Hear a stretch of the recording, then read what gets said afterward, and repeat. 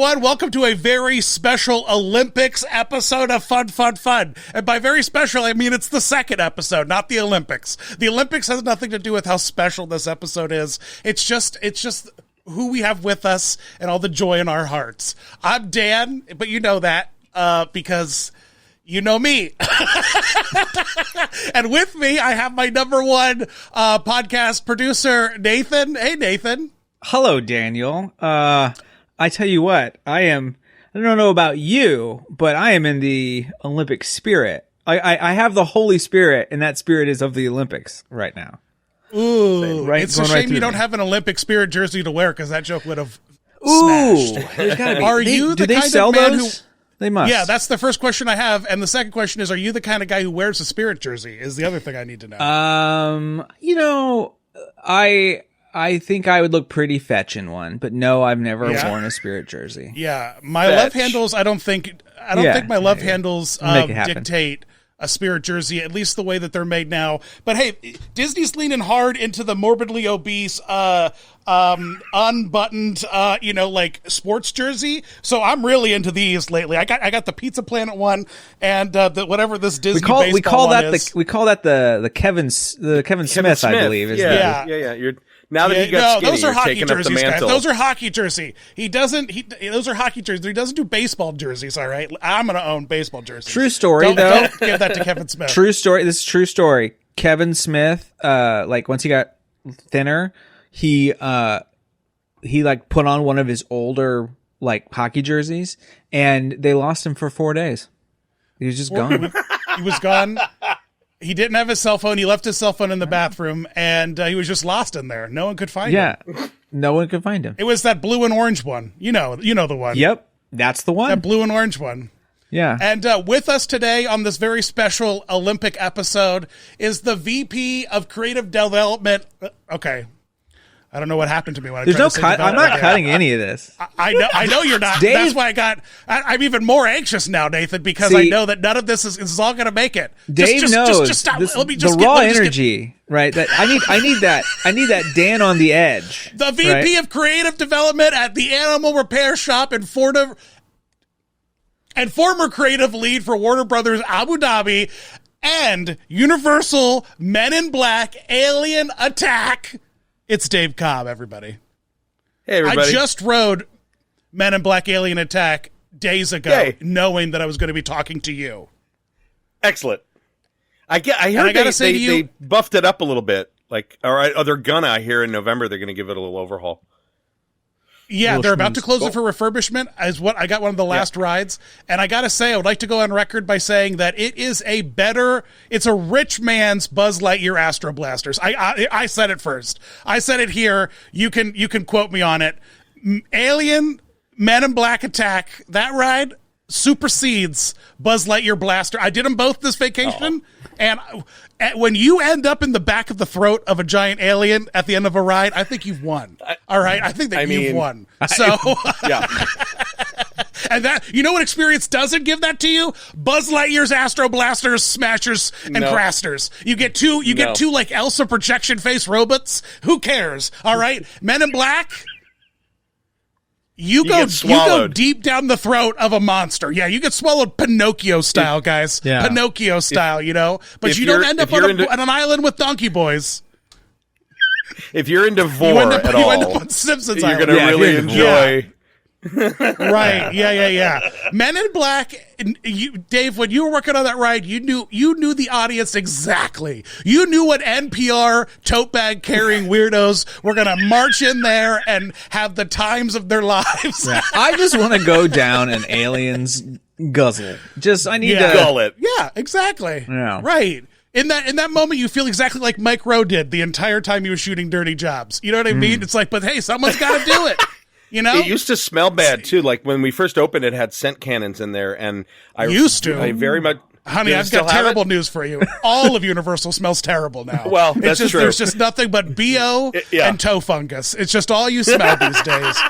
And maybe you're lucky enough to have long COVID and your nose doesn't work anymore, and then you just have the time of your life at a theme park. Can't smell anything. Can't taste it. I'm just mostly on texture these days. It's me with long COVID at Universal Studios. I think picking the scent out of the catalog was the most fun because there's actually a catalog, and I think the one we ended up smelling and loving was dinosaur poop. That was the smell inside of the alien's breath. Dinosaur poop. I love that. Are you confirming that aliens are responsible for the death of the dinosaurs? You heard it here first, folks.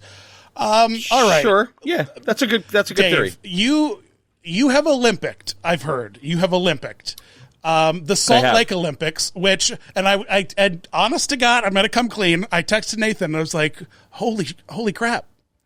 Nathan, I can't believe Dave's working on the 2034 Olympics. Oh, you thought it's the next one? Because they're going to Salt Lake. Because they're going to Salt Lake in 2034. And Nathan's like, well, I don't think they're working on that one yet, but...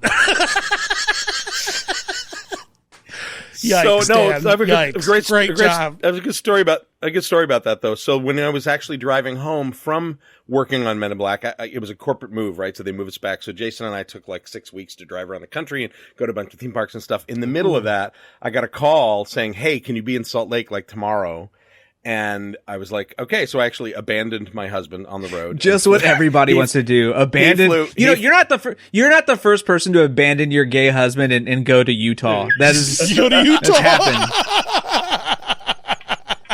Dave, you need to put that on your business card, man. Exactly right. He was like, hey, if it means making some money, go do it. So anyway, but a lot of the concept work so this is in like 2000. This is like 2 years before the shows. A lot of those Olympic shows go through competition bids. Like they'll have competing or different creative groups submit ideas. Right. And so I was asked to be on a submission, a competition submission for the Salt Lake one. So I worked for about 2 or 3 months on concepts for that. And I was like you guys, I was a massive fan of Olympic opening ceremonies ever since I got the Olympic bug, at least for the theatricalness of it, coming to see the 84 Olympics when I was 14 here in LA. And Sam Eagle, the classic Sam Eagle, and the classic quote about that one. Then they asked Peter Ueberroth at the time, who was the Olympic chairman, right?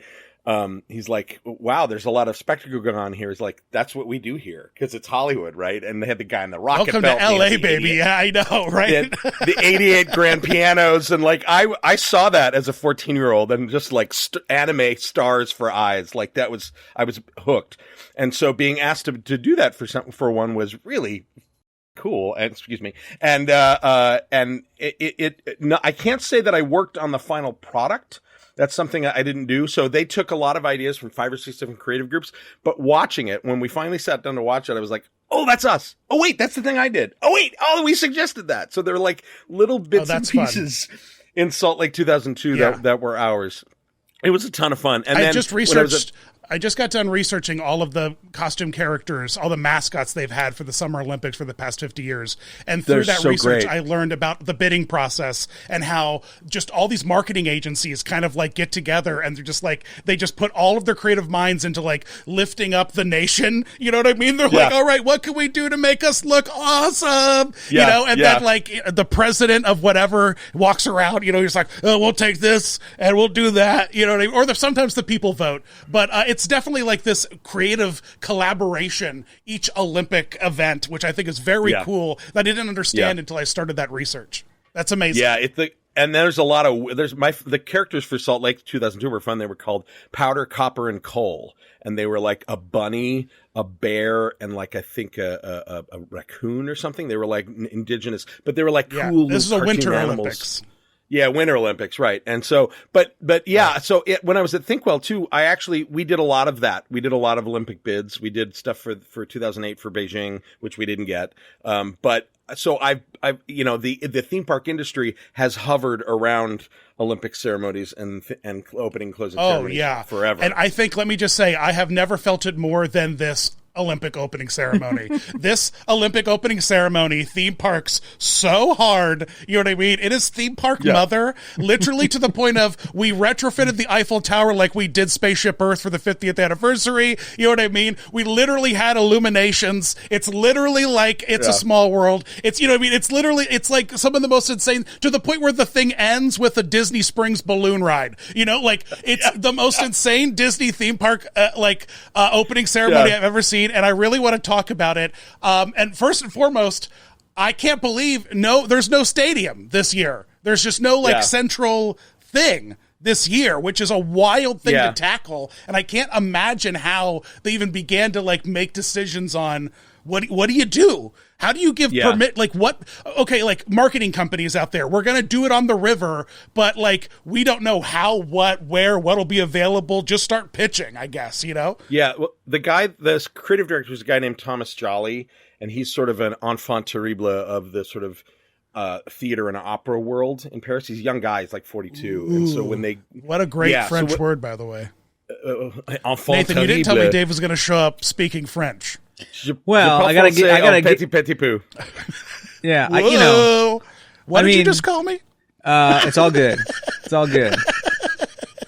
You know, there's this little surprise. You know, Dave's he's French on his mother's side.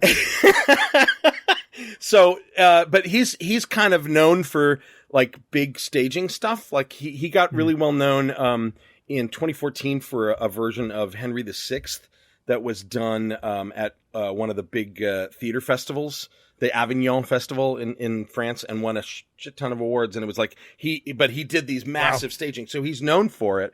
And I think the most interesting thing in reading up about him before this, one of the things he said was, you know, that France and Paris comes with a lot of sort of global recognition cliche, and he's like, we're going to lean into some of those, and because we're not going to shy away from those, but we're also going to kind of subvert them, which I thought was really smart. But the big thing for me about the no stadium is that, you know, 300,000 people see these things in person when they're in a stadium or in Paris. 1 billion people see them on TV. It's like Paris they understood the assignment that this is for a global audience. This is not for the people on the street. They're going to have plenty of stuff to do all week and celebrate.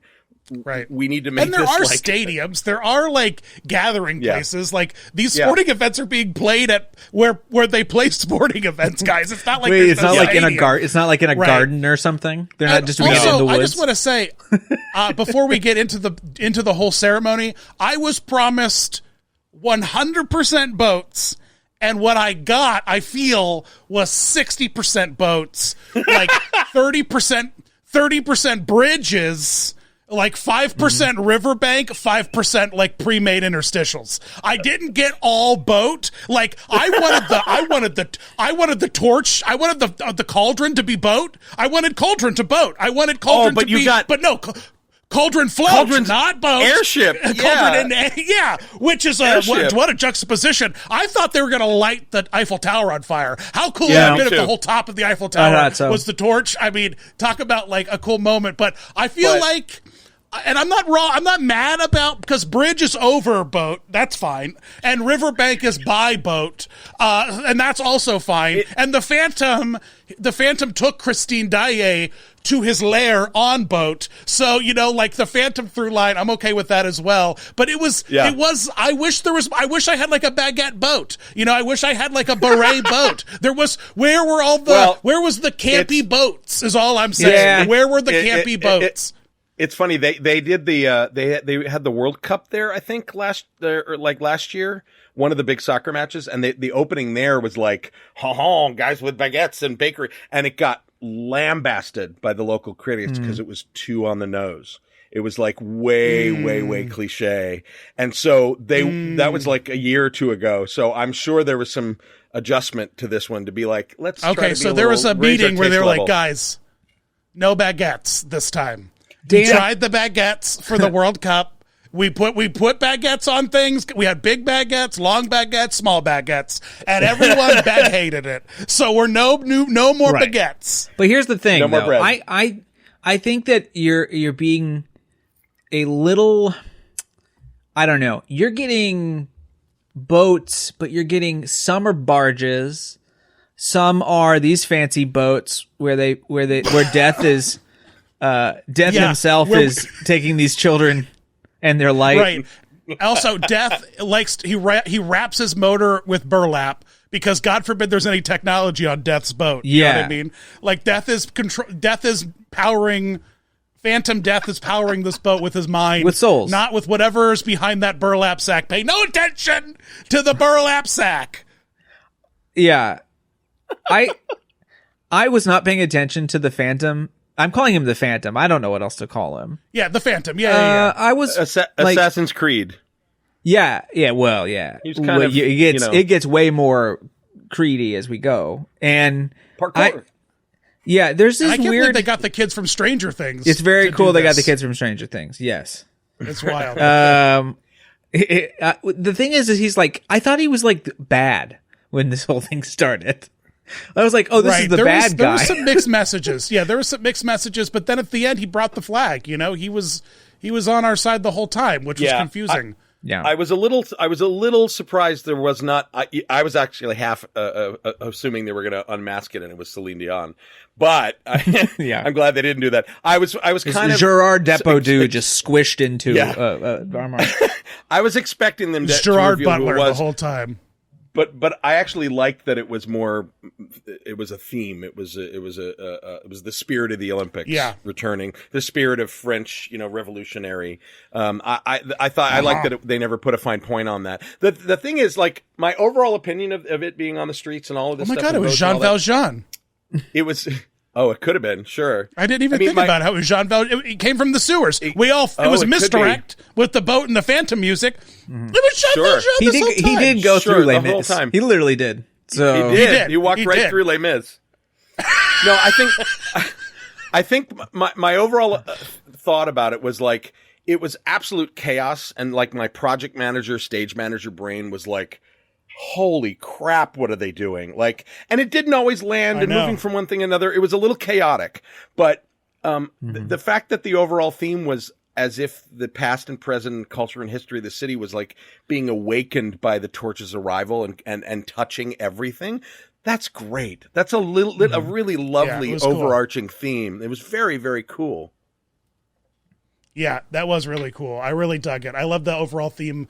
I love that they were able to connect, like, because a lot of times opening ceremonies are just like an onslaught of visuals, and this one actually felt like it told a story, which was kind of cool. I would say the sections were great. Yeah, the third act was a little weird in the sense that we've taken the flame all the way, and now we gotta go back. Go all the way back, right? We just gotta turn right back around. Right. Okay, let's talk about the beginning. Yeah. 205 delegations made their way down the Seine River, a.k.a. E. coli Central, and 85 boats in various shapes and sizes. The boats transported 6,800 athletes, watched by 320,000 spectators. Now, Google told me 10,500 athletes, but maybe that's like trainers and peeps. Like, maybe that's all the people who show up. Yeah. And it's six, like the people on the teams. Because I did the math. I did the math on that, and that's about 3 hours of It's a Small World at capacity. If you want to kind of visualize the athletic team, it's just picture a 3-hour line at It's a Small World loading up nonstop. That is everyone that's at the Olympic, Village right now. Yeah, except I should say that there's some of them apparently at French Polynesia with Colin Jost just surfing and chilling out. What's going on in French Polynesia? It was like MTV's Beach House out there. Yeah. It's a real world. The weird thing for me, we have got to talk before we get into this show. We got to talk commentators too. Kelly Clarkson and Peyton Manning and everyone's favorite Olympian, Peyton Manning. He's got them rings on his fingers, baby. When I think French grace and sport, I think a draw like this. When I look at, I spoke to this Olympic person and they said they're so excited about winning this. Me and Eli, we never We never did. Never did honestly, one of these. Truth be told, I would have preferred like the woman who played Fleur Delacour in the Goblet of Fire over Peyton Manning to talk about the Olympics and the arts. You know what I mean? Have a single French person. He's got like one point he's got like a Buzz Lightyear thing going on, and he's like, "Yeah, I got all the stats." And it's like Peyton, take your medication. You've suffered too many head traumas. How like rich do you have to be, but tax scared that you decide that you're going to be a football player that does the Olympics? Like, you go to France. Is there American football in the Olympics? No. But there must have been some. Yeah, and there must have been some like French. There must be some American person with French heritage that could have done it. You know, like it was a little odd for anybody. Me. Kelly Clarkson was pure to me. Like she'd never done this before, you could tell. But her reaction at the end with Celine was actually really. I don't know about you guys. I was a wreck in that third act. I was just gone. I haven't followed Zooey Deschanel. There you go. That would have been great. Zooey Deschanel. Angelina Jolie. I just Googled French American actors. Alec Baldwin. Angelina Jolie. That would have been trouble. Sean Favreau. He was busy. Megan Fox. Yes. Anne Hathaway would have been perfect, bro. Anne Hathaway would have been great. Yeah, but you can't. Wait, you can't. all the Baldwins are on this list. I had no idea the Baldwins were French. It all makes sense. I think the alcoholism's Irish. I think that's the French know how to drink too. But hold it. I don't. The French know how to shoot too, so that's important. Was this river clean? That's my first question. What is going on with the cleanliness of this river? Peyton Manning or whoever the guy who's in the middle, not so casually said right at the beginning of the live stream, it's so funny. They're testing the waters right now, and there's an unsafe levels of E. coli. And as someone who's bought a few homes, let me tell you what your home inspector does when he tests your water. He's testing for poop. He's testing your water for poop when he's checking for E. coli. What Peyton Manning was trying to say is that there's too much human feces in the waters of the Seine, and we're just sending the triathlons and the boaters and all of the we're spraying that them. Facebook movie guys. We're spraying and the fountains. The fountains, they're shooting it in the air. Yes, we have Phantasmic. We have World of Color level fountains blasting 24/7 as these boats, as we're actively watching all these Olympic athletes get pink eye, like in real time. But they're all going to wake up with their eyes stuck to their pillows because that's what happens. I mean, like, what is? I can't. But but Dan, the god of France, shorn himself and poured down the rain and filled the scene. That helped. That helped. But those God's first couple tears. countries, man, got it rough. Yeah, they did. The rain came in and maybe helped like pitter patter down the stink juice. Yeah, but Afghanistan, not good. Yeah, Azerbaijan. Yeah, you know what I mean. Like whatever it is, Algeria. You guys are in Belgium. You guys are in trouble, guys. You know, Bethlehem, where Jesus was born. Everyone needs to look out. You're all now an infection stand. That's where you live. Yeah. You are ground zero for Infection Station. Okay. Also, I would like to mention that the mascots for this year's Paris celebration are Sentient red hats, the Frigies, I guess is what the red hat is called. Sure. Spelled Phygres, or I don't know. Google told me it's pronounced Frigies. I'm not French. I'm Dan. Je m'appelle France. Yeah, and so apparently that topless woman in that one painting's wearing one, and that one guy, who waves the flag in Les Mis, he's wearing one. The guy that they have modeling one on Amazon, when you Google it, is not handsome. This guy looks rough. I did not send a picture to Nate in advance, but if you go on my Twitter, you'll see it, and it's a mess. So it's wild. The Frigies. What do you think about sentient hats?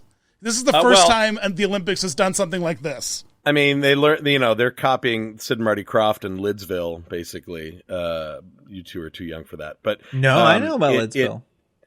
Lidsville. I'm too old. Yeah. I'm too young. About to drink from my bottle. Everybody It was a hat Saturday morning band. cartoon. It was a Saturday morning, not cartoon, but live action show where everyone was a hat. Back in the 70s when they made it, when lids were literally like, this is a lid. And they called it Lidsville, and the whole thing looks like it. For you audio people, David, are you referencing marijuana or just cigarette smoking? Mary Jane. Whoa! You called it as a child. You guys all got around and be like, "Yo, you got some lids to smoke." Is that what you're saying, David? Yes. Are you implying that that's what you guys? That was the slang. Yes, it was the slang of the day. Are you packing lids, bruh? no one said bruh. Yo, that back pocket looks fat with lids. Is that what you're... That sounds stupid, Dave. That's the stupidest thing I've ever said. It's true. No wonder I saw all those people leaving the mall just disappointed. They're like, oh, lids didn't have what I thought. Yeah, they just wanted to put me in a fitted 7.5 a Colts hat. I don't understand. I was going in there looking for very specific things. And the kids' shows in the 70s were very psychedelic and probably drug-induced. So that's what these reminded me of. They've got I do like that they have little eyelashes that are little French flags. They're very weird looking. But nice. but you know, mascots, Olympic mascots are always weird. Like, did you see the London ones? The London ones were... Yeah, Wenlock. Oh. Wenlock is great. Born from the last drop of steel from the creation of the stadium. His forehead, the light from a black cabbie. His eye, an everlasting camera lens focused on the games, broadcasting to the children at home. He was a monster.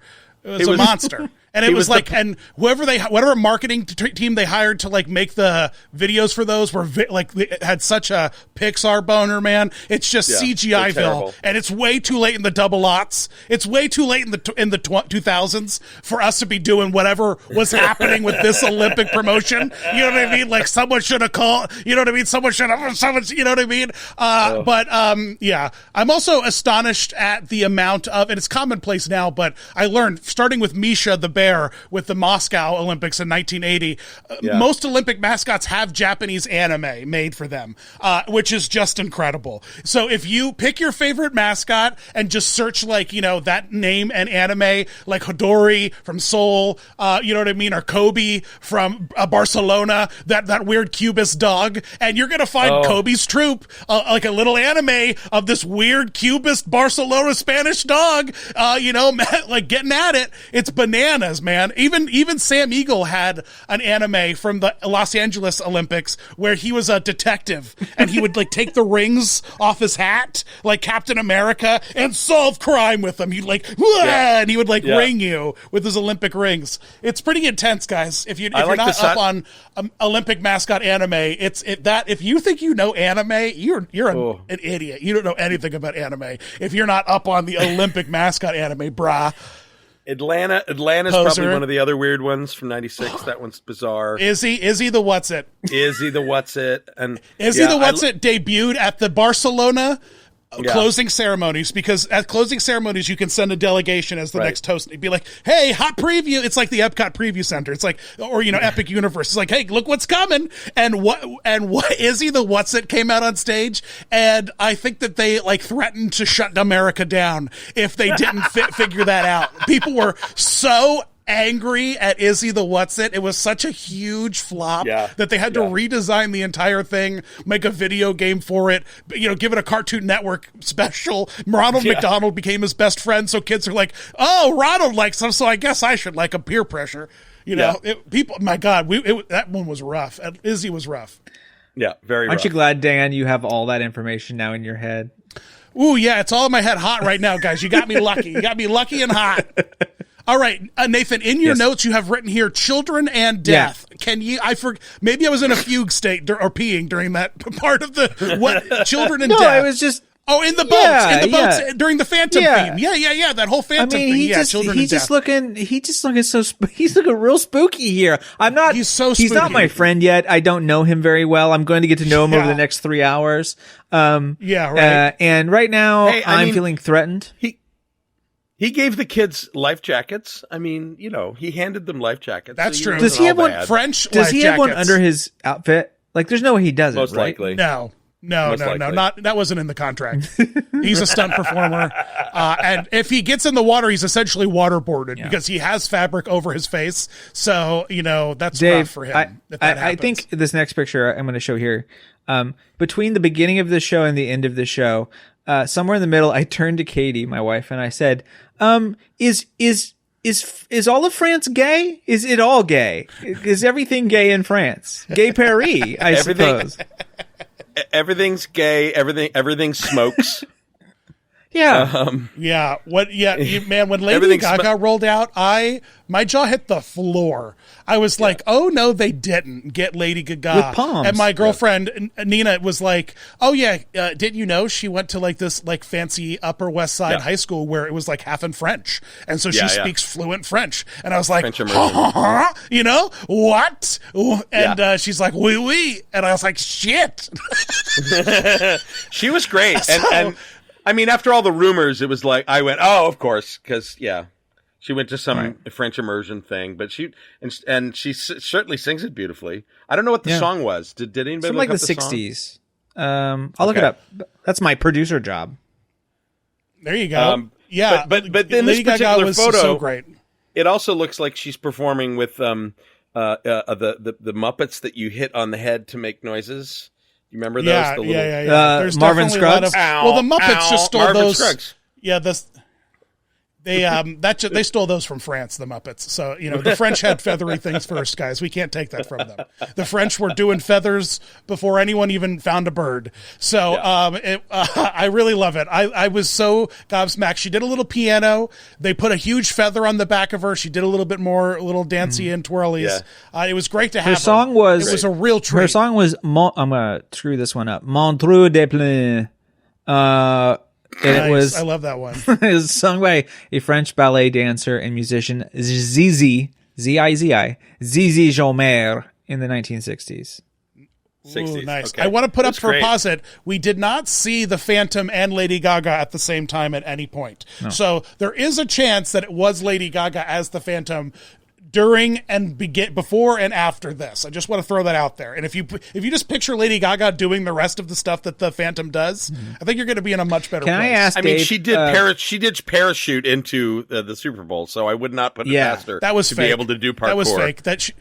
They just hooked her up and they pulled her up a little bit, and that bit was pre-recorded. Oh, I know. Top, and then they just dropped her about 20 feet. Stop ruining the illusion. Come on. Don't believe the media, Dave. Don't believe the media. I want to know how many Phantoms Dave thinks there are. I think there's. Oh. Ooh, okay. That's a good question. We'll have to count. I'm going to call movie Phantom a separate one. So we'll just call that one guy. There's two. Who plays movie There's two Phantom. movie Phantoms. There's two movie Phantoms. How can there be two? One that can do parkour, one specialist stuntman who can do parkour, and one that's just a guy. Yeah, parkour. Yeah, who can look down a hole. He does parkour immediately after Lady Gaga. I just want to throw that out there. He parkours immediately after Lady Gaga. Who wouldn't? You hear Lady Gaga singing her French, you're like, woohoo! I got to jump and run. Now. And so he gets those things. Did you guys play the game? He gets those Assassin's things. Creed, man. And is Assassin's Creed all in France? No, all Unity is. There's Unity. an Egypt one, I think. Unity. There's a pirate one. Unity. Is it French pirates? No, Unity is the only one that takes place during the French Revolution. Gotcha. Unity. But an iconic one. Everyone loves that one. Yeah, everyone loves that one. Yeah. I think so. Okay. Yeah, this was. I don't know. I only played one or two. The spirit. Of them. I mean, it's obviously the spirit of the flame, the spirit of the torch, which I really love. I want to say that the Phantom. If there was an Assassin's Creed that was Phantom of the Opera, the Phantom is very Assassin's Creed if you think about it. Sure. You know what I mean? He lives in a dungeon, he has contraptions, he knows the music of the night. That's Assassin's Creed, baby, the music of the night, And so I think the fact that the Phantom and Assassin's Creed, that works canonically for me. He gets up to it, guys. He climbs to the top of the theater. Yeah, he really does. No fear of heights. That is bravery shit, guys. He comes down on that gargoyle and he hangs in the middle of the stage and sings to us through the fourth wall. It's some wild stuff, man. The Phantom's up to it. I also like that, like, as the spirit of the torch, basically, it ignited not just the cauldron at the end, but it ignited people. Like, remember, it lights and it goes down the row, and Aya Nakamura shows up to sing, right? It was like, I love that the torch was this thing that people came out to see throughout history and throughout culture, throughout the city, and followed it along. I thought it was a really great sort of overall arching theme. It was very, very cool.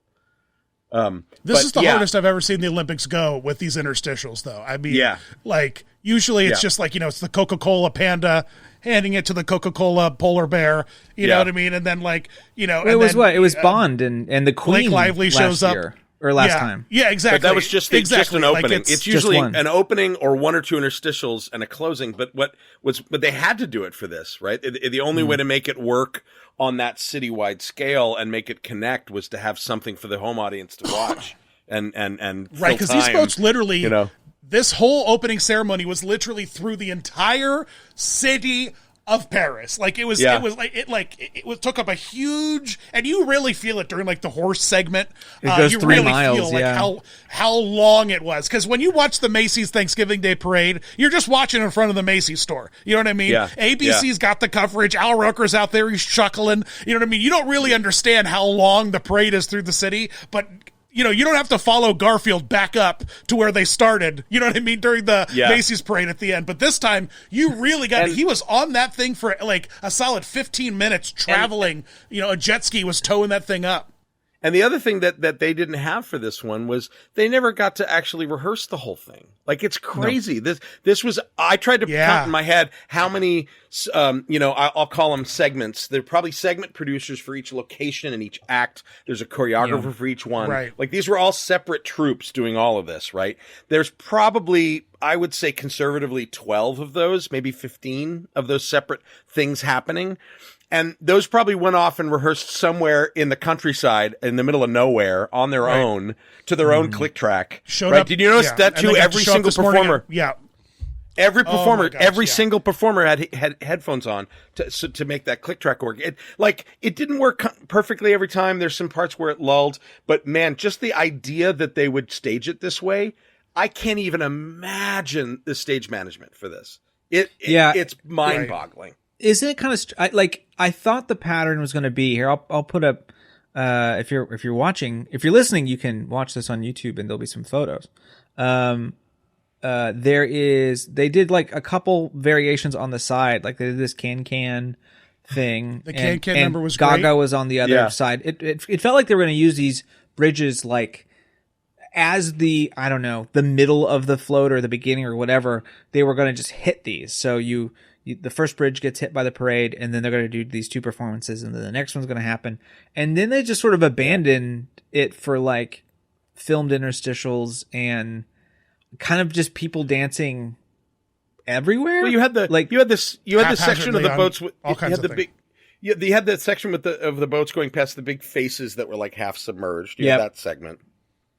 And then you also had and then there's a segment with all the statues, the golden statues that were raising up out of the pillars. Very cool. And then you also had the barges that had the BMX and skateboard guys, which didn't go because it was too wet, so they couldn't actually do their thing. If you notice that, they were just sort of sitting there. See if I can find everyone's very let's see here. I love that. Yeah, they got the BMX guys were hilarious. I love those BMX guys so much. Yeah, they were great. You can't talk about the BMX guys before we talk about the Les Mis, though. That like Les Mis beheading like hard rock segment was incredible. It was so bananas. Yeah, like with the barricade and like all the imagery, it was wild. It was a really good one. That was so good that like the 4 dozen Marie Antoinette's heads singing to heavy metal, The name of the band, by the way, was I wrote it down here. Gojira. Gojira. Right. They're a French heavy metal band, and that whole segment was rad. Really, really cool. Flames and streamers looking like blood. Like it was pretty cool. And then it really started pouring. This is when the piano guy. You really saw it with that guy at the piano. That piano that's ruined forever now. Yeah. He's done for that piano. He's got. I think it's the same piano they lit on fire later, so don't worry. They're just like, well, we weren't planning on burning it. But they turned to the pianist and be like, sir, are you okay with losing your eyebrows? All right, great. We're going to burn this piano later. They had a little glass thing in front. I loved that segment. The post-apocalyptic piano was probably of the first two acts before we got to the ending was probably my favorite piece. That I was really moved by that. It was obviously they were trying to put a fine point on the coming together globally and the politics of the Olympics and why everybody's there. And it was this post-apocalyptic barge of a burned down city with a piano on fire. Like, it's a little cliche to sing Imagine. Yeah, I'll give Always. people that it's a little like, it's always a little bit cliche to sing that. But it was, I don't know, this moment was pretty breathtaking to me. Just the staging of it and the idea of it where it came down small and then got big again. Yeah, I like the flaming piano a lot. It was really cool. And let's not forget the Last Supper drag show. Hold on. The Last You're Supper going DJ. all over the place. We've got it. Well, I'm trying to go back. The fire piano is too far. I know. We're going back to this Go piano. But you forgot our dearest, most friends that showed up. Oh my gosh, that's right. Out of nowhere came like an entire Olympic Minion movie. Like what? Out of nowhere. No one was expecting this. Peacock really outdid themselves here. Peacock really went hard.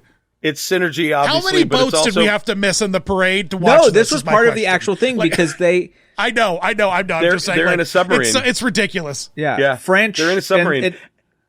French animators, right? Is that who do the Minions? Yeah, Illumination, Blue Sky France. Illumination Studios. France. Blue Sky Illumination France. The Minions were created in France by Illumination staff in France. So it's like it or not, really it's actually authentic. They are the new Jerry Lewis. Like they take the place for French people. Minion Jerry Lewis. Okay, great. Yeah. Perfect. I'll be thinking about that for the next four years. Lady. as my kids continue to. A banana. Hey, Dean. Oh, my goodness. Great. Thanks. Thank you for that. I really appreciate it. Yeah, the Minions were pretty wild. The Minions, it was funny. It had some moments. It was very Minion humor, you know. And I like my kid was sitting there and was laughing. Got totally tickled by it. And I like the painting floating up to the surface at the end. I liked how they tied it together. It was kind of cute. Yeah. Yeah, boosting that painting. And now, can we talk about the water? No, can we talk about French We're all over. No, not yet. You forgot about the sole image that all just for some reason made me go un cabaret. Like, oh my god, this guy! Yeah, this guy was doing like it was like the camera wouldn't leave him alone. He's like, all right, you want me to do another trick? I'll do one more trick. All right, you want to stand on my hand? They let this dude and the rapper just dangle. Like they're like, you're it for the next 2 minutes. Gosh. Yeah. Yeah, they really did. They let this guy out to dry, and he was soaking wet. It was. You know what? I'm actually surprised at how few people fell. Yeah. All things considered, how wet it was. I didn't see one person fall over really. So those French men, they have great balance. That red carpet with the gays and the drag queens, they were stomping through that wet carpet. That was quite good. I love that sequence. Yeah, what is going on with the French like drag culture, man? It's where it's at. I'm loving what's going on here. The imagery and this whole runway thing, and it went on for a while as other segments started. Are those happening. all lightsabers? Like, and they kept cutting back to this at the top there. Yeah, it looks like it. No, they're just hanging fixtures. But yeah, sure, they're lightsabers. Fine. Did anybody notice? I think. Oh yeah, he was hot. I actually was like, does he have an Insta? Because I need it. Dave. What? Come on. Nah, Dave. This is your man. This is your man. This is your man right here. Which one? This guy, right? You'll see. There he is. Yeah, I think that actually, it's really an honor to have you here, David. So shortly after your debut nationally on stage in blue glitter makeup. Yeah, you're in your hotel now. You just showered. As the athlete from Pandora. Representing the Na'vi was Dave there laying in his cornucopia of flowers and rainbow. Is he eating a soft cheese? I think he is. Eat off my body, did they just skip this in the American cast? I didn't either. And apparently this is Dionysus, and it's like a whole thing about peace and the absurdity of war. And like he does it like, I think there was a whole number here that they were like, it's too gay for America. We can't do it. America won't understand it. Yeah, America won't get it, guys. Just cut it. Speaking of which, during the little menage a trois segment, which was kind of fun, kind of great, they cut to the live performers on the big sway poles. Did you notice that there was like almost a gay kiss? There was a men on men almost, but they cut away. I was like, I wonder if that was a what is this? NYPD Blue? You're thirsty tonight, man. You're thirsty. It's just racy out there on NBC. I mean, you knew this though, but the cinema section. That starts out in the clock tower from the d'Orsay Musée d'Orsay train station, made famous in Hugo, of course. If you haven't seen Hugo, it's wonderful. Did you notice did you catch the Planet of the Apes reference? Yes. Which was great.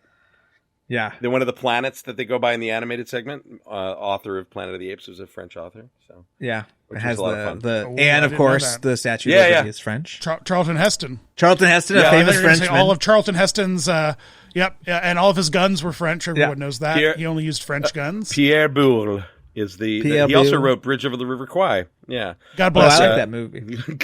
Gesundheit. So yeah, the cinema section was pretty great. It was short though, but it was pointed with the moon imagery and all that. It was great. Right. I'm trying to remember what order did that happen after the Louvre? I'm trying to think where the Phantom was at this point. It was after the Louvre. I love that the Louvre was early. The Louvre was during the daylight. Okay. Yeah. I love that all the subjects came off of the paintings and went to the windows to go watch the show. I thought that was really clever. Yeah. That was very cute. That was cool, yeah. And then didn't the Mona Lisa get boosted or something? And then the Minions had it. That was, I think, the funniest thing in the world is I thought the big mystery of the whole show was going to be like at the very end, the Mona Lisa was going to like show up. Like in a, I don't know, projection or something. It's like, ta-da, the Mona Lisa. Right. And then it was like, no, the Minions have it. In a submarine. Mona Lisa. All right, can I talk about the water horse now? It's my favorite part. Yeah, of course. There was the water horse. It was my favorite part there. That's all I wanted to say. No. What a spooky thing. It was like this giant robotic jet ski horse that like moved. It was gorgeous. And there was a real person on it. They had a couple good shots. And it like went all the way up the whole route, and we watched it go the entire way. And there were some stunning shots. I cannot wait to see some beautiful like artistic photography, like some good shots of this thing, because the reflections off the water, my gosh, it was amazing. And it was cool because like I never thought I would see literally, Ice God Elsa on her horse in real life. Pretty much. And this needs to be in Fantasmic tomorrow. Like we need a Frozen segment at Hollywood Studios.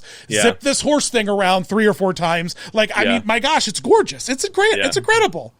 It's funny. I loved it. I no shade on this because I think it's gorgeous. One of the things that I was missing though was I expected there to be more of this because there's a French theater company called Royal Deluxe that did this thing called the Sultan's Elephant. Those big puppets. Yeah, and they're based in Nantes. They're a permanent attraction there now. But for years they did these big things with like a giant elephant and this big walking girl and this crashed rocket and all this stuff. And I'm like, I thought for sure the finale was going to have some of them in there because you know what, they're really well known. You make such a good point.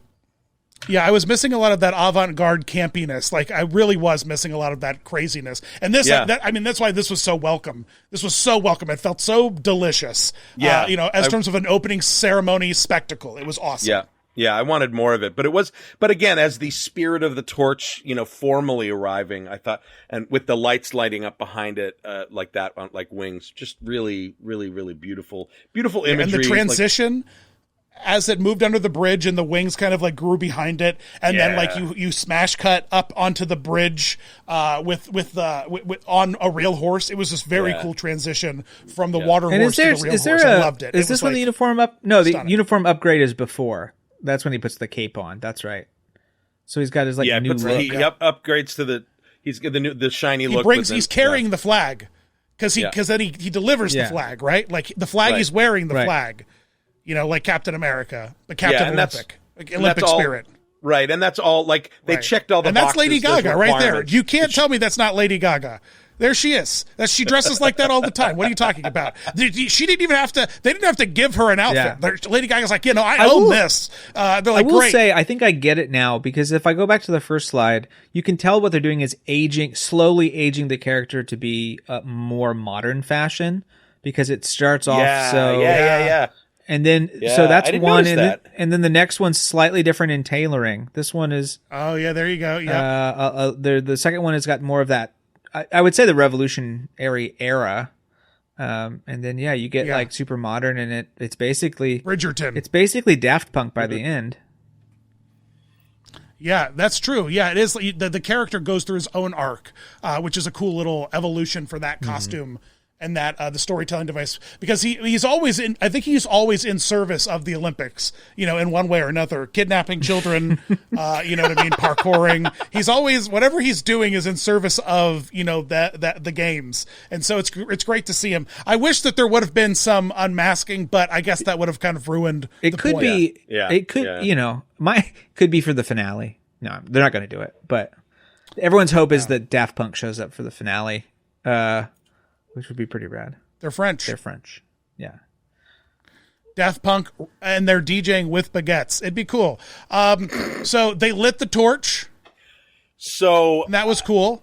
The Eiffel Tower with the rings looks stunning. I love it. I love that tower. Leave them on there.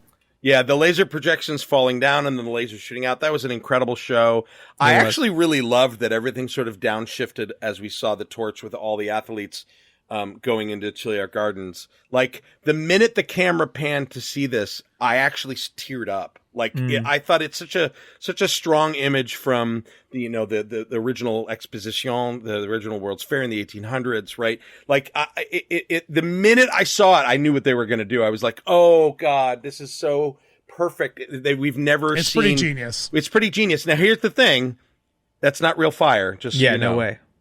That is faux fire. It's water vapor and lighting, because I'm sure they can't for safety reasons. No. And so that's a big, that's a fly big a Hindenburg above Paris. Yeah, I don't think so. Not a good idea. But I think it's always the thing is it's always been just representational anyway. Like my favorite cauldron lighting ever is Barcelona in '92 with the Archer. Right. Mm-hmm. And it's supposed to look like he hits the cauldron and makes it light up, which he doesn't, because he literally shoots over it. He does. He does. Don't believe the media. He does. I believe. No, I believe. That's not the media. That's just pure athleticism. And he's so handsome. I can tell by how strong his shoulders are that he makes it. I believe. Angels. There's angels in the outfield, Dave. There's angels in the outfield.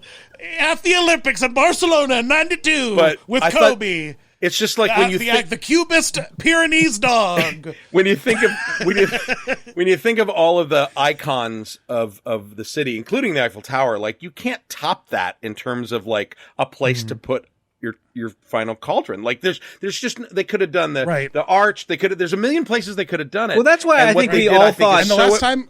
Yeah, that's what we all thought it was going to be the Eiffel Tower. We all thought they were going to do that and then fake it. Oh, totally, right? No, it's too on the nose. Right. Way too on the nose. And what I love about this is it's beautiful. It's ephemeral. It harkens back to a history, yet it's super modern.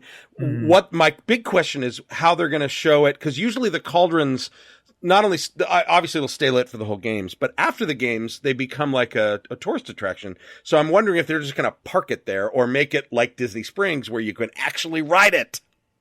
I bet you they do that. Oh, you're going to be able to ride it. Oh yeah.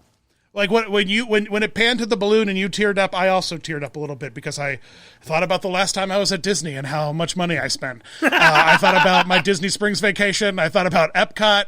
I thought about It's a Small World. It was very moving. You did say this was the most Epcot-y Olympics ever, and I think you're right. Truly. Yeah, it was very Epcot. It was very Illuminations. It was very, like Macron, and he's got like an older wife, right? Like a 20-year-older wife. She took him over to Disney. She's like, "Come on, baby, I'm taking you." He's like, "Woohoo! I want a balloon." He's like, "You've been such a good boy." Do you think the president of France decides what the Olympics does? Yes, very much so. And so Macron, he's over there with his oh my gosh, there's some trouble brewing with the Olympics, guys. There's some wild stuff going on. Well, we don't have to talk about it. It's they do mention in the ceremony, the one of the gentlemen says, and you will enjoy the pleasures of the community, something like that, talking about how you're all athletes together. And I was like, Yeah. Yep. Oh, yeah. You know those Olympic villages are like dens of iniquity. You know beds, They made the beds out of cardboard to stop them. Can I tell you a screenplay idea? I have a TV show screenplay idea that is about this basically, which is that there is an international law that if you conceive a child as two Olympians in the Olympics camp, the child becomes a super mercenary for like a superhero. Like that's their Amazing. Right? Because it's like Olympics. I love that. They'd be Olympians, yeah. but I love that. I'm pretty sure that's what The Boys is about, actually. Yeah. Yeah. So, it's like Team America. But, Speaking of superheroes, the show was ended by the greatest French superhero, direct from the soundtrack of Titanic, with the largest head in the industry, Celine Dion. It was Dion. nice. My God, this woman. It was nice we got to go to her house.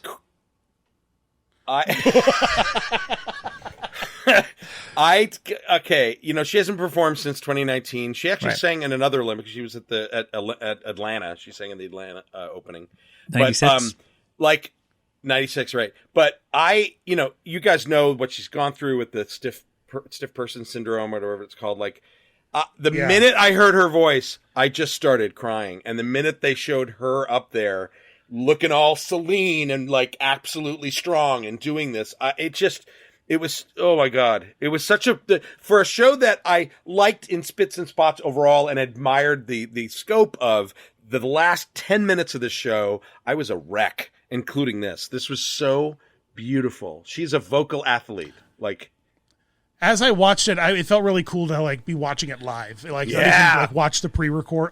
It was just felt like, oh, I'm so glad I tuned into this because the people of France got their hearts tickled by Celine's dulcet tones at the same time I did. It really made me feel like one unified nation, one unified world. Celine Dion, thank you. And you and your massive head.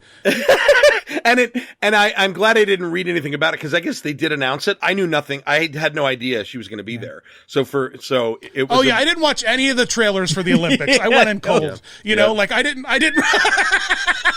The mascot came out and was like, "No spoilers." No spoilers. Yeah. J.K. Rowling showed up. She's like, "Keep the secrets," and I'm an asshole. And so, So this was good.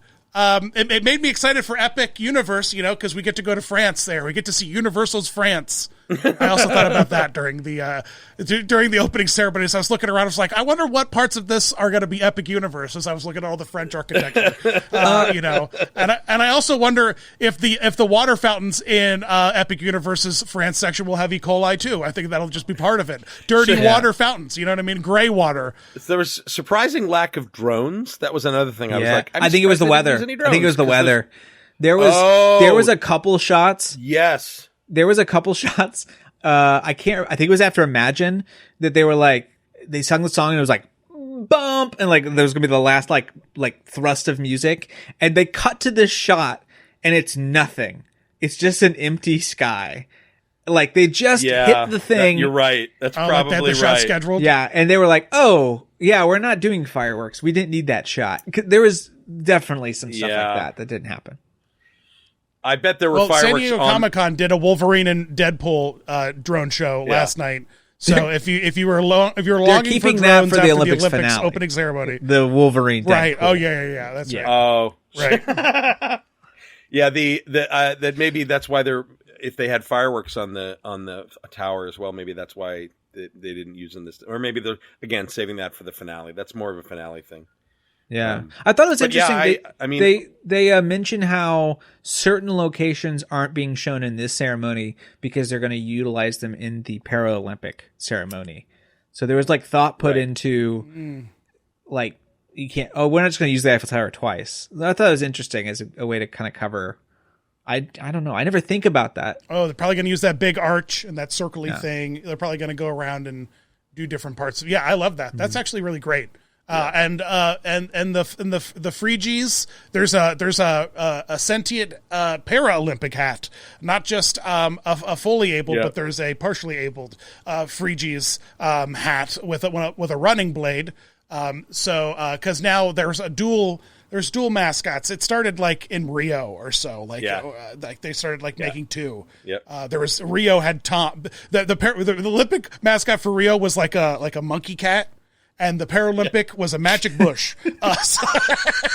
who could pull anything out of his leafy head, like Mary Poppins, which was weird. That was great. The Olympics, man. Do we have final thoughts on these ceremonies? What would you give them out of 6? How many Olympic rings are there? 1, 2, 3. Is there 5 or 6? There's 5. There's 6. There's 5. 3 at top, 2 on bottom. 5 continents. Out of 5 Olympic rings, what do you give this opening ceremony, Dave? I would give it a very, very solid 3.5, with the third act getting 4.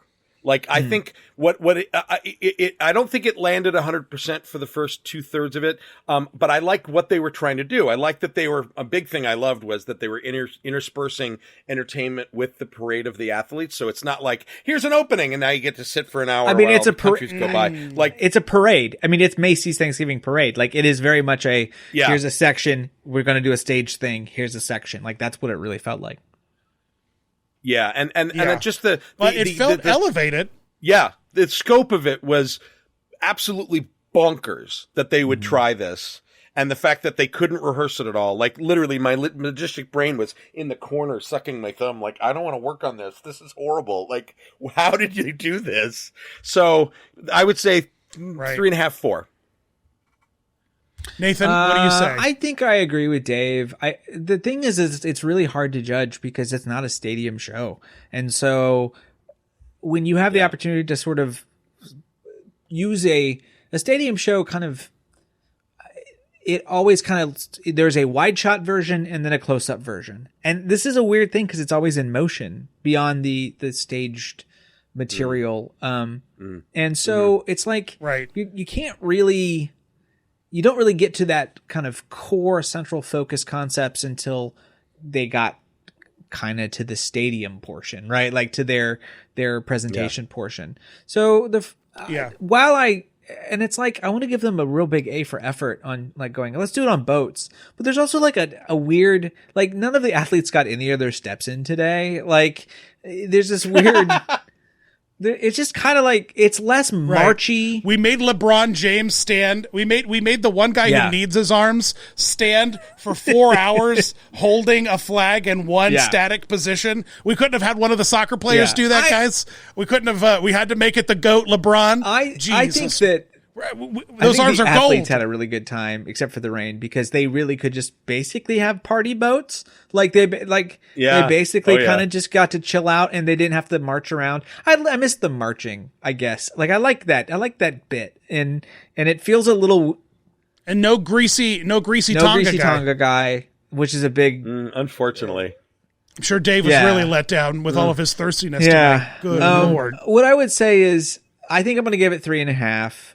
But I'm going to give the NBC broadcasters 1. Terrible. They need to shut up. Stop talking. Yeah. You don't need to. You look. They constantly they would constantly pick people for these kind of things that can't deal with silence because they're broadcasters, and so they just like anything. They had to just say something. You're so right. I mean. I do like when they're giving context of who you're looking at if you're not familiar who they are. That was always athlete, the sports guy, and that's it was like he was the guy, Like having him talk about now this section, the Imagine section, now is where we're going to get serious, and it's like, come on, you don't have to tell me that. The staging tells me that. Well, they would be showing the movies, and they would be like, what's going on here? And it's like, shut up. Yeah, I know. This is literally a movie. You don't have to speak. There's a thing that I used to get all the time as an Olympic nerd amongst my friends in the industry who are Olympic nerds. We used to get a couple weeks after it. We'd always get what's called the World Feed, which is the broadcast that's sent out to countries that don't send reporters. So it's a silent cut that they get to talk over. Like back in the day, back in the 90s, I used to get them on VHS from friends, VHS and DVDs, like 2 weeks later. Nowadays you can find them usually torrents and stuff. So search for it because it also has usually better camera coverage because it's not NBC's camera people making the cuts. It's the event people filming it. People that will actually wipe the camera lens off during a rainstorm. Oh my God, seriously. Yeah. Anyway, I've had trouble finding them the last couple of years. I think it's less common that they get posted, but it is a thing. So if you're interested, look for it. Yeah. I don't know. I gotta say, conceptually, I think what they were trying to do, they did. I think it was a big, weird swing for an opening ceremony, and I think they did it. I think they did it. I'm pretty impressed. I think I'm going to give it 5 Olympic rings out of 5 Olympic rings. I think it was successful, all things considered. You know, like they didn't do it traditional. They went French. They gave it their baguettiest best, and I think that they did it. I really think they did. So I got to say, it was good. I like it. Olympics, hats off to you. I have no athleticism in my body. I am a theater major. So it was just the opening ceremonies I was interested in. Are you not going to watch? And I'll be checking out. You're not going to be watching anything during the whole time? You don't think you'll watch any of it? What? I don't know. I have a bunch. I've got gymnastics. Ping pong starts tomorrow. Gymnastics are fun to watch. Maybe I'll see it. Maybe I'll see some good stuff on TikTok. People find. I don't know. Dave, what do you want to watch? Are you going to watch some of the sports? What are the ones you're excited about? I like the diving events.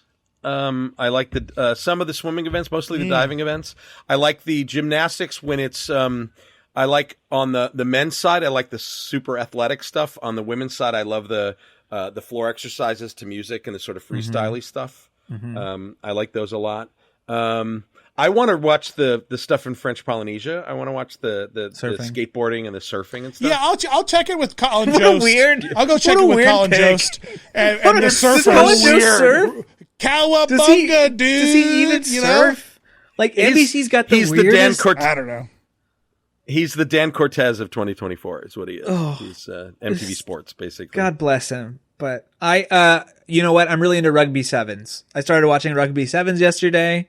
Oh, okay. You know what? You told me about that, and that's something I could dial into. So, Nathan, I will give that a peek. Ping pong is happening. What's the one tomorrow? What's the one that's running and then shooting and then is the triathlon? Triathlon? Yeah, that one's fun. Yeah, that one's fun because there's shooting involved. Post-apocalyptic. I think it's called The Last of Us. So here on Fun, we have a really cool segment. It's what are you doing for fun? We like to ask our guest, our producer, and me. I asked myself rhetorically. The other day, my kid came up to me and she's like, "Dad, I don't know if you know this or not, but you talk about yourself in the third person a lot." And I was like, "What do you mean?" And she's like, I'm like, "What do you mean?"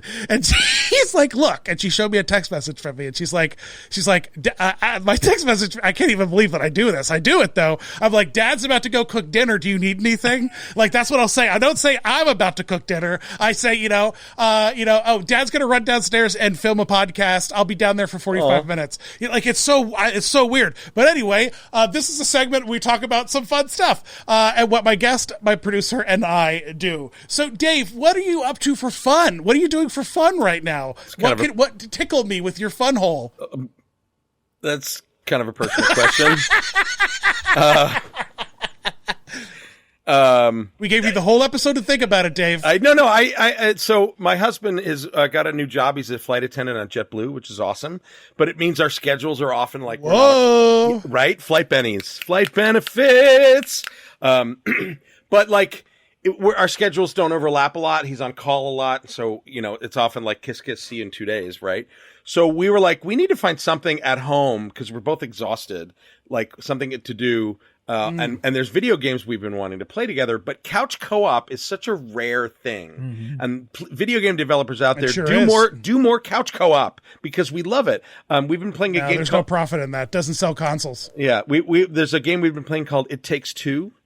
Which is this platformer where And it's got this great relationship storyline in it too, and it's really sweet and funny. And it's just a basher, brawler, platformer, jumper, puzzler. But we sit there on the couch and laugh our ass off playing it. We thought about doing Baldur's Gate, but that's like homework. That's a lot. I don't know if that's because you can do couch co-op on that, but it sounds like a lot of homework. We wanted something like what we used to play are all the Lego games, because he could be playing and I'd walk in the door, pick up a controller, and join him immediately with no rigmarole, right? Well, Fortnite has just invested hard on Lego. There's a full Lego mode on very free Fortnite. It's not, you need 2 devices, but you can couch co-op it. Oh. But let me give you a recommendation for a couch co-op. It's called Good Job. It's one of my favorite couch co-op games. It is like an industrial training 2-player game where you play little stick figures who are tasked for working for an evil megacorp, working your way up to the VIP lounge at the top. You start in the mailroom. It's a really great game called Good Job. On Highly Switch. recommend That it. looks really great. It's absolute chaos. So that's great. Nathan, speaking of video games, what are you doing for I'm not fun? doing it for fun anymore because I literally beat it this morning. But I have been playing the remastered version of Metroid Prime on Switch. When you beat it, did you roll up into a ball and disappear into one of your pretty kitchen much. vents? What I would say is it is what I love about Metroid games is they're like, for me, kind of missed, especially Prime because they're in 3D. They're sort of Myst-esque with some gunplay. And interesting. Myst. Yeah, those games are that game's freaky. And so I enjoy the vibes, and it's always fun because when you beat the bad guy at the end of a Metroid Prime game, it just kind of ends. They're just like, all right, and then it just we're moving right along. Yep. But I'm kind of downplaying it because it's very fun, and I enjoyed it when I was playing it on GameCube. But I'm happy that it's back out and it's remastered and very pretty, and it's good to go back. When I play Metroid Prime, I like to LARP as the fat kid from Hook, who can also roll into a ball and do significant damage. And so that's how I like to enjoy Metroid Prime. It's great that you're playing it and having a misty time, but I get in there and I fully hook out. Yeah. You know what I mean? I'm just like, you know what I mean? I make the Rufio, and then I start rolling. You know what I mean? It's wild when I play you Metroid. throw colored sludge, you start throwing colored sludge all around the house, and Yeah, the whole bit. Dave and his colored sludge. Dan, well, what are you having fun with? Actually decorating this set. I'm having a lot of fun decorating this set. I just went on eBay and I found a 1995 Yikes Nickelodeon partnership desktop pencil sharpener that's neon green and see-through, and you can see the pencil sharpenings. Pick that sucker up. I'm currently investing in the Blast line. I want to make a whole video about it, actually. I just need to start a whole new channel and make a video about the Blast line from Nickelodeon. So I'm currently looking for a time blaster. I just need to pull the trigger. I would also like a blast box and a talk blast. These are the 3 things I'm looking for at the moment. It's really hard to get the picture blast because it is a one-of-a-kind camera that turns like a 24 reel into like 120 photos because it does like 4 images per like exposure on the it's like this random Nickelodeon toy from the 90s that now camera collectors highly seek after because it like is like this one novelty like camera. So those Nickelodeon, if I want the desk thing. I'm desperate for a desk thing, guys. It's just the thing I have. It's the eBay search, and as soon as a desk thing pops up, I'll buy it, and that will start the cascade. But I think the pencil sharpener might have done it because the pencil sharpener might have been like, all right, well, this is where Dan's going to start taking some extra gig work so that he can start blast boxing. Gotta be a better way to say that. Gotta be a better way. Nope, that's the only way to say it. And then there's a whole Burger King set of toys too, and they have there's a blast, you know what I'm talking about, right? Yeah. Like the alarm clock that would have nuclear countdowns to go off and stuff. Yeah. They're amazing. I want to fill my set with them. Hey, if you're just sleeping on some blast, call me up, baby. Give Dan a call. Do you remember the brain ball? They had a brain football. It was like squishy. It was the first squishable. Kids these days, Gen Alpha, whatever the heck these kids are called, they think they invent everything. But I invented squishies with the brain ball, kids. And we had slime before you. It was called Gak. Get wrecked. It smelled like popcorn and feet. It was awesome. It was the time to be alive. All right. We had slime that smelled like literal garbage. The one I want is they made a CD boombox of the Blast line that's evidently really hard to find. Yes. Not the tape one, but there's like one on CD eBay one. right now for $5,000 if you want to pick it up. What? Yeah, there's one. It's on looking $5,000. I just looked at it today, and I hate myself. Because if I was Mr. Beast rich, you know what I mean, I'd be on it. Yeah. You know? It's really, it's truly like... times are tough for Disney. Yeah, join Patreon, everybody. Get Dan a blast box. Oh, my God. Oh. Well, Dave, if people enjoyed the way you looked and the way you sounded, how can they find more of you? You can go to my Linktree, linktr.ee/Dave Cobb. Linktree/Dave Cobb. All my socials are there. You got to go the old route of Dan over here, Dave. Just go to thedisneydan.com, redirects to my Linktree. Actually, I made it into this episode, baby. Actually, I take that back. My DaveCobb.com does go to that. Thank you for reminding me. I completely forgot. I have DaveCobb.com. Welcome. Goes to my Linktree. Why are you overcomplicating your life by spelling out Linktree? 54. Get off my lawn. If you would like to hear more, if you'd like to hear more, Dave, you could go to ratcastlepod.com and find that Linktree, which will take you to... Great job. Dave, Nathan is right here. It's literally his podcast. And when I say, where could people find you? You're like, go to my Linktree. We're on the podcast, man. You couldn't at least cross promote. You had to wait for Nathan. What do you mean it's on there? Don't say that. Linktree. Don't say that. Your Radcastle #1 man is right here, and you're like, go to my Linktree, brah. It's all good. Jeez. His career pays them more than I do with podcasting. It makes total sense. Dave, I really love talking to you, dude. And Same. I can't, we need to have you back for Men in Black. I want to talk all about it because it really is a joyful ride, and it's super fun. Like I said, it is better than Astro Blasters. And honestly, I think that every theme park should have an attraction like that in it. I know maybe it wouldn't be at 100% appropriate for Animal Kingdom. Maybe. There it is. Maybe we can make it work. But you just have one in your house, bruh? Pew pew. That's bananas. Does it have can you hook it up with a USB? How does it plug in? That's the real question. It's got batteries in it and a laser pointer. That's it. It's not one of the real ones. It's just the shell. It's all dusty. Oh, nice.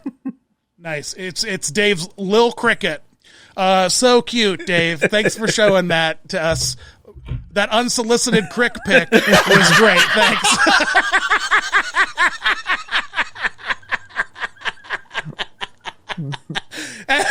And Dave, you're welcome to take that as one of the investors of the Men in Black ride. Hey, baby, you looking for a crick pick? You and the Bears or whatever you're up to these days and with your theme parks. That's great. You can find me at thedisneydan.com, as previously mentioned. Nathan, producer of the Rat Castle, the audio theme park archive library. What is it called? The theme park audio archive? Where you can go to the Theme Park Audio Archive on YouTube, and it is a thing that I do out of the bottom of my heart to the community. It's all the audio I've ever found for theme parks and music and stuff. So there's... Did you see on Twitter the Sam Eagle America celebration, yes, the 30-minute vinyl? Henry. Did you see yes. that? No, do you I have wish. It? So good. So good. I want it. It's really great. How do you get it, Nathan? Get him to rip it. Come on, we need to get that on the I don't think that's on the archives. Dan, I think that's more of a prompt. No, I don't think it's a real... It's a framed record. piece of art. Yeah. It's artwork, Dan. Yeah. Oh, no. It wasn't real? No. That makes me the so illusion sad. Is broken. I've never been more sad in my entire life. You know what? I'll just have some AI things to tell you about Santa Claus later. We'll get to it. All right? What is going on about Santa Claus? What is happening? And if you have anything to tell me about the Easter Bunny, I'm going to be pissed. All right? Because he's dating the chicken and he doesn't want anyone to know. He told me. So I've been hiding his eggs for a while. The Easter Bunny and I are best friends, man. So don't break my heart there. That makes me, you know what? And this is why I hate you artists. No, I'm just kidding. Because you're more talented than me, A. And B, because you create beautiful things that I can't have, that don't exist. Stop doing this to me. You can hang it on your wall. You can buy that. And pretend it's a real record. Yeah. Yeah. I'm creeping closer to death. All right, well then send me the link to it, that guy. I want to buy one.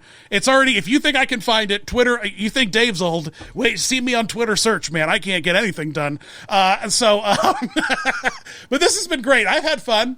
Yeah. This has been nice. I want to come back. We won't have you back, but Dan, it's nice that you want to come back. You're still working on this. You're still working on the ending phrasing, right? I've written you out like an official line. If you want to take us out, you can always say it. You're just feeling. It's just. Yeah, I could read that. Well, I like it's I been like fun. it too. It's been fun. I just don't know when to end this thing because you'll just keep talking. Fun. Yeah. It's been fun. Well, yeah, I have a disease. I know. That's literally why I'm makes here. It happen. At some point, you must end it. You just need to have a red. You just have a red light. I gotta go. At a certain point, you're like, I gotta go win a bronze medal tomorrow. We gotta. In what? Ping pong? Yes. In ping pong, I'm doing it for my girl Janae. Oh my God, I need to go watch that now. It's my favorite Olympic movie. This has been great, guys. I had a great time. I hate all of you. I can't end it like that. It's been fun. You can't end it by saying you hate everybody. It's how you end a podcast. You can't tell everyone you hate them. God, there's so few rules. Joe Rogan can say anything, but he can't tell everyone he hates them. I've been contractually obligated to say that I love you. Thanks for watching. It's been fun.